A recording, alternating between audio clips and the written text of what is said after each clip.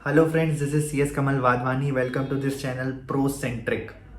आपने थंबनेल देख ही लिया होगा। आज हम डिस्कस करने वाले हैं recommendations made by the company law committee.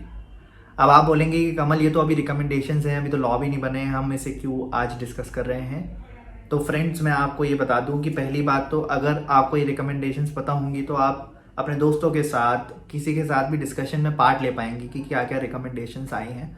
दूसरी बात 99% चांसेस हैं कि ये रिकमेंडेशंस जो कंपनी लॉ कमेटी देता है वो लॉ बन ही जाता है। तो मैं आपको प्रॉमिस करता हूं कि मैं आपको इस वीडियो में बिल्कुल भी बोर नहीं करूंगा। 5 मेजर रिकमेंडेशन डिस्कस किए हैं मैंने उसके इम्पैक्ट के साथ। तो चलिए शुरू करते हैं।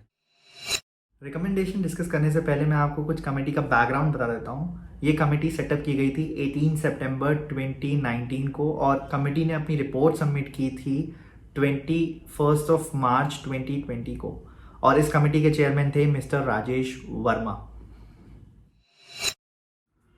तो सबसे पहला रिकमेंडेशन है transfer of all unpaid dividend to IPF account. इसको एक एग्जाम्पल के साथ समझते हैं।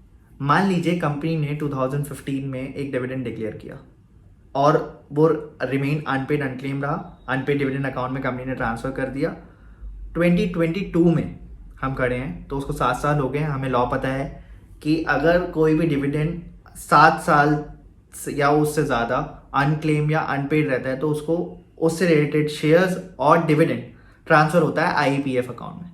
अब तक ये क्लियर नहीं था कि वो उस साल का डिविडेंड, 2015 का डिविडेंड और शेयर्स वो तो ट्रांसफर करने हैं आईपीएफ में, बट उसके बाद के जो डिविडेंड अनपेड और अनक्लेम्ड हैं उस शेयर्स के रिगार्डिंग, जैसे 2016 में भी कंपनी ने डिक्लेयर डिविडेंड किया, वो भी अनपेड था।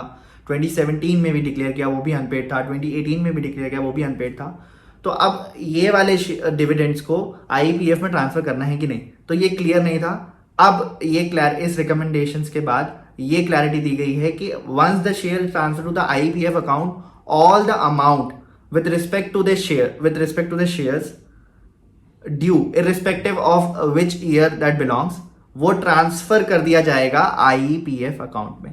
तो अब 2016, 2017, 2018 मतलब उसके बाद के जितने भी डिविडेंड्स हैं वो सारे ट्रांसफर कर दिए जाएंगे आईपीएफ अकाउंट में। अगला रिकमेंडेशन है separate impact of auditors qualifications and reservations. अभी तक क्या होता था कि ऑडिटर्स को बोला जाता था अगर आपको कोई भी क्वालिफिकेशन या एडवर्स रिमार्क देने हैं तो ऑडिट रिपोर्ट में आपको बोल्ड टाइप में या फिर आइटैलिक्स में उसको बताना है कि क्या क्वालिफिकेशन दे रहे हैं आप। अब कंपनी लॉ कमेटी ने रिकमेंडेशन दी है कि आपको इम्पैक्ट स्टेटमेंट सबमिट करनी है बोर्ड ऑफ डायरेक्टर्स को। अब इम्पैक्ट स्टेटमेंट में क्या होगा, जो भी क्वालिफिकेशंस आपने देखी हैं, जो भी फाइनेंशियल स्टेटमेंट में क्वालिफिकेशंस है उसका इम्पैक्ट भी बताना है आपको बोर्ड ऑफ डायरेक्टर्स को। और आपको पता है कि सेक्शन 143 के प्रोविजंस सेक्रेटेरियल ऑडिट और कॉस्ट ऑडिट पे भी लगते हैं। तो स्टैट्यूटरी ऑडिट, सेक्रेटेरियल ऑडिट और कॉस्ट ऑडिटर, मतलब इन सब के ऊपर ऑब्लिगेशन है कि उनको एक इम्पैक्ट स्टेटमेंट सबमिट करनी है बोर्ड ऑफ डायरेक्टर्स को। अगला रिकमेंडेशन है clarifying the tenure of independent director. इसको एक एग्जांपल से समझते हैं। मान लीजिए एक पर्सन ए है जो XYZ लिमिटेड में as an additional independent director appoint हुआ ऑन 1 जनवरी 2021। अब हम सबको पता है कि अगर कोई भी पर्सन एडिशनल डायरेक्टर अपॉइंट होता है तो उसका टर्म कहाँ तक होता है, एजीएम तक उसका टर्म होगा। तो 30 सितंबर 2021 को वो वेकेट कर गया, लेकिन बोर्ड ऑफ डायरेक्टर्स ने उसको रेगुलराइज कर दिया। क्वेश्चन ये है कि क्या ये वाला जो पीरियड है फ्रॉम 1 जनवरी 2021 टू 30 सितंबर 2021, इस पीरियड को क्या एक सेपरेट टेन्योर माना जाएगा, ये एक क्वेश्चन था। सेकंड क्वेश्चन, क्या इस पीरियड को उसकी अपॉइंटमेंट टर्म में काउंट किया जाएगा कि 5 साल तक, मैक्सिमम 5 साल तक अपॉइंट हो सकता है और 2 टर्म के लिए अपॉइंट होता है इंडिपेंडेंट डायरेक्टर, तो क्या इसको 5 ईयर्स में काउंट किया जाएगा। तो पहले क्वेश्चन का आंसर कंपनी लॉ कमेटी ने नेगेटिव में दिया है, बोला है कि उसको एक सेपरेट टेन्योर नहीं मानेंगे।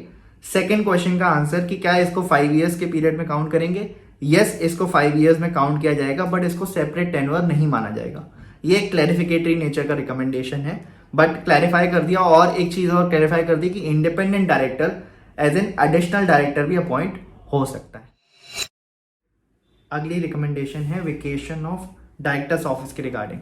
इसमें क्या बोलता है कि सेक्शन 167 का पहला क्लॉज क्या बोलता है कि अगर तो डायरेक्टर डिसक्वालीफाई है एज पर सेक्शन 164 तो उसको ऑफिस विकेट करना पड़ेगा। उसका एक प्रोविजो बोलता है कि अगर डायरेक्टर 164 सबसेक्शन 2 के अकॉर्डिंग है तो वो सारी कंपनी में से विकेट कर जाएगा एक्सेप्ट दोज कंपनी जिसने सेक्शन 164 सबसेक्शन 2 का वायलेशन किया है। और आपको पता है सेक्शन 164 सबसेक्शन 2 में बोला है कि अगर कंपनी ने फाइनेंशियल स्टेटमेंट नहीं फाइल किए 2 साल से ज़्यादा। तो अब क्वेश्चन ये आता है कि इस चक्कर में ना जो नॉमिनी डायरेक्टर्स होते थे वो इम्प्लीकेट कर दिए जाते थे। बहुत सारी कंपनीज अगर फाइनेंशियल स्टेटमेंट नहीं फाइल करेंगी तो वो दूसरी कंपनीज में से विकेट हो जाते थे। तो ये एक बहुत बड़ी प्रॉब्लम बन गई थी।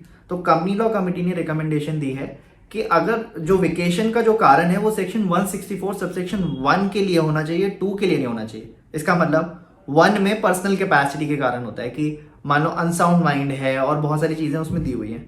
सेक्शन 164(2) में डायरेक्टर थोड़ी कुछ कर रहा है, वो तो कंपनी को कुछ कर रही है, तो इस वजह से वेकेशन नहीं होना चाहिए। तो कंपनी लॉ कमेटी ने रिकमेंडेशन दी है कि सेक्शन 167 में आप सेक्शन 164 सबसेक्शन 1 को रिकमेंड डालें, ना कि पूरे सेक्शन 164 को। तो अब जो भी वेकेशन होगा वो सिर्फ सेक्शन 164 सबसेक्शन 1 के कारण होगा, 2 के कारण नहीं होगा। अगला रिकमेंडेशन है easing of restoration of stock of company. अब ये रिकमेंडेशन जो है मेरे सीएस फ्रेंड्स को बहुत पसंद आने वाला है। क्यों?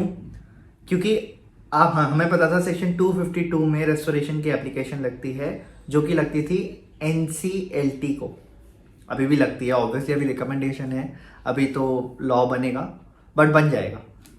तो अब कंपनी लॉ कमेटी ने रिकमेंडेशन क्या की है कि सेक्शन 252 सबसेक्शन 1 में अगर विद इन 3 ईयर्स आप एप्लीकेशन लगाते हैं, कंपनी के स्टॉक ऑफ होने के विद इन 3 ईयर्स अगर आप एप्लीकेशन लगाते हैं तो एनसीएलटी के पास मत जाइए, अब आप जाइए रीजनल डायरेक्टर के पास, आरडी के पास। और इससे क्या होगा? इससे ना काम बहुत फास्ट होगा। अभी तक क्या होता था एनसीएलटी में, अगर आप एनसीएलटी में एप्लीकेशन लगाएंगे फिर वो रिप्रेजेंटेशन मांगते थे इनकम टैक्स से, आरओसी से, उस रिप्रेजेंटेशन को आने में बहुत ज्यादा टाइम लगता था। और एनसीएलटी वैसे ही ओवरबर्डन है आईबीसी के केसेस के कारण। तो कंपनी लॉ कमेटी ने ये डिसाइड किया कि जो विद इन 3 ईयर्स एप्लीकेशन जो भी लगेंगी वो अब आरडी को लगेंगी। और अब आरडी के पास जाने से आरओसी अपनी रिपोर्ट को देने में बिल्कुल भी टाइम नहीं लगाएगा, वो फटाफट रिपोर्ट दे देगा और ये स्पीडी हो जाएगा बहुत प्रोसेस। और ये कंपनी सेक्रेटरी का काम भी बहुत ज़्यादा बढ़ जाएगा क्योंकि हम ही एप्लीकेशन लगाएंगे वहाँ पे जा करके।